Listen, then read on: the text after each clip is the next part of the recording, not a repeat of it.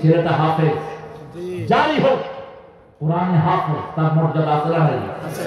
আর দেখতে হয়তো ছোট, কিন্তু বাচ্চার বাপ এরে নিয়ে ঘরের ভিতরে ল্যাংটা করছে, ল্যাংটা করে তার হাতে বিড়ি দিচ্ছে, বিড়ি দিয়ে তার বগলের ভিতরে মেয়ে একটা দিয়ে ছবি উঠেছে।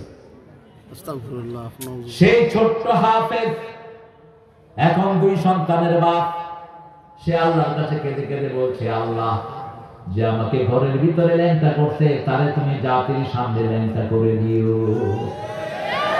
দোয়া কবুল করে নিয়েছেন কে? আল্লাহ।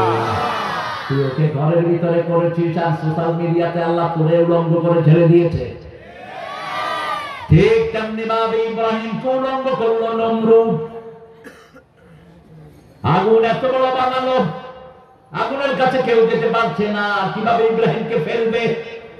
শয়তান বুদ্ধি দিল, কোন পিলারের মাথায় তাকে বাঁধো, পিলারের মাথায় পা দাও, এমনি করে গিয়ে পড়বে। কিন্তু পিলারের মাথায় ওনাকে দিয়েছেন, পিলার নামানো যাচ্ছে না। শয়তান বলল, এক এক নবীর সাথে শত শত ফেরেশতা থাকে, ফেরেশতা যদি ভাগাতে চাও মেলা করো। কি করো? মেলা করো। ছেলে মেয়ে একখানে হলে ফেরেশতারা কি হবে? রেগে যাবে। মেলা করার পরেও প্রত্যেক নবীর সাথে পার্সোনাল ফেরেশতা আছে না নাই? আর সবচেয়ে ছোট ফেরেশতার সাইজ কত? উহুদ পাহাড়। ওয়াজ শুনেছ?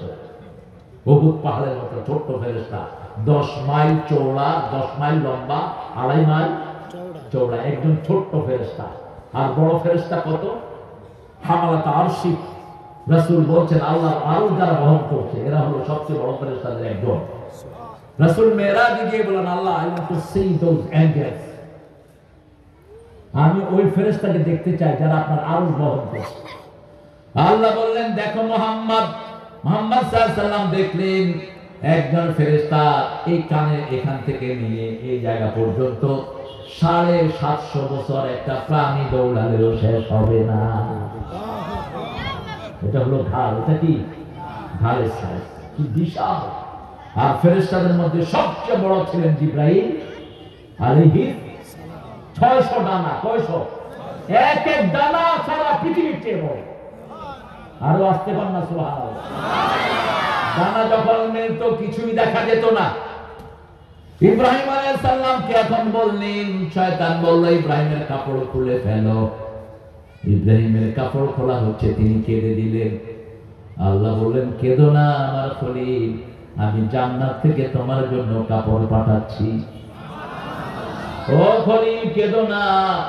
কিয়ামতের ময়দানে যখন সবাই উলঙ্গ উঠবে, সেই দিন আমি তোমাকে ড্রেস পরায় উঠাবো।